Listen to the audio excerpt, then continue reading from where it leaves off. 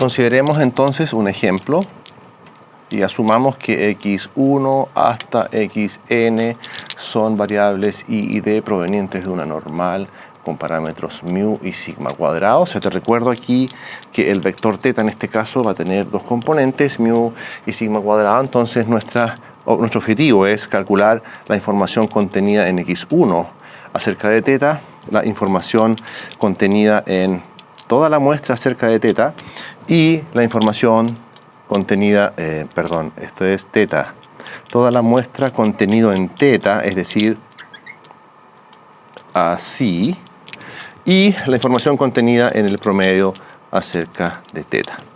Entonces, acá yo no voy a hacer los cálculos en detalle porque son muy simples. Tú te das cuenta que en realidad lo que significa esto es considerar la densidad de la normal, mu sigma cuadrado, y tú sabes que esto es 1 partido por raíz de 2 pi sigma por e a la menos 1 medio x menos mu partido por sigma al cuadrado, donde el x está en los reales, mu también está en los reales y sigma es mayor que 0.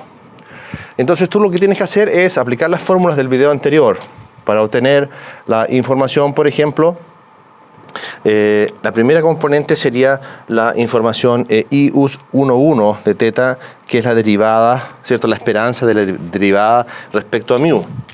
Esto resulta ser 1 partido por sigma cuadrado. ¿Ya? Entonces tú tienes que hacer el logaritmo de la densidad, después tienes que hacer la primera derivada respecto a mu, y después entonces tienes que elevar al cuadrado eso y aplicar la esperanza o la segunda fórmula con la segunda derivada para obtener este resultado. De la misma manera, si tú calculas mu 2,2 respecto a θ, esto va a ser 1 partido por 2 sigma a la cuarta.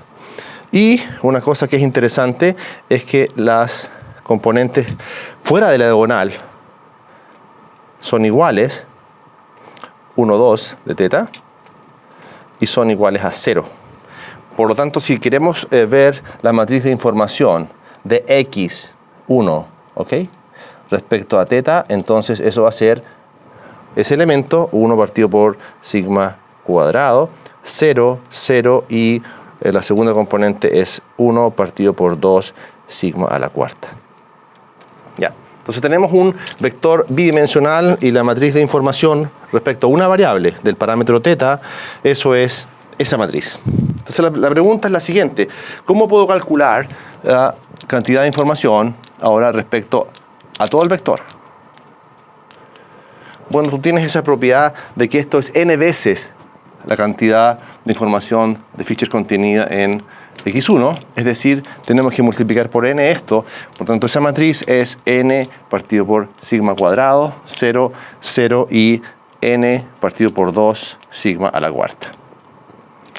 Entonces tenemos la matriz de información de Fisher de x1 respecto a θ, es decir, esto está ok. Tenemos la cantidad de información de x, y ahora lo que nos queda es calcular la cantidad de información de Fisher respecto al promedio. ¿Ok? Pero para esto, ¿qué tenemos que hacer? Encontrar la distribución del promedio. Tú sabes bien que si esta es una muestra aleatoria de tamaño n, proveniente de la normal mu sigma cuadrado, entonces la distribución exacta del promedio es normal con media mu y varianza sigma cuadrado partido por n. ¿Te recuerdas? Esa es la distribución del promedio. Entonces ahora tienes que usar esta densidad para obtener la matriz de información del promedio. Yo voy a anotar aquí los resultados que obtuve de ese cálculo. Eso es n partido por sigma cuadrado, 0, 0 y 1 partido por 2 sigma a la cuarta. Entonces lo que tú puedes hacer ahora es hacer la comparación. Lo siguiente, mira, que comparemos cómo es la cantidad de información de Fisher de toda la muestra respecto a θ, menos la cantidad de información de Fisher que está contenida en el promedio. O sea, la pregunta es, ¿en el promedio está toda la información que está en el vector completo de la muestra?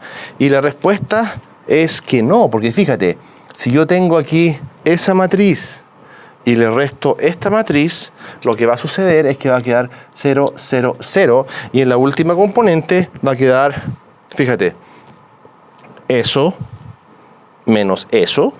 Es decir, va a quedar n menos 1 partido por 2 sigma a la cuarta.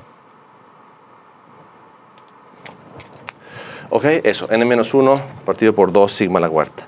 Y esta matriz, entonces, es una matriz semi-definida positiva. Es decir, hay mayor cantidad en toda la muestra, mayor información respecto a teta que solamente en el promedio. Entonces la pregunta natural es, bueno, ¿qué quedó fuera? Bueno, y en realidad lo que tú puedes ver acá es que este es un espacio paramétrico de dimensión 2 y estás tratando de encontrar la información con un solo estimador. Por tanto, ¿qué tendrías que agregar acá?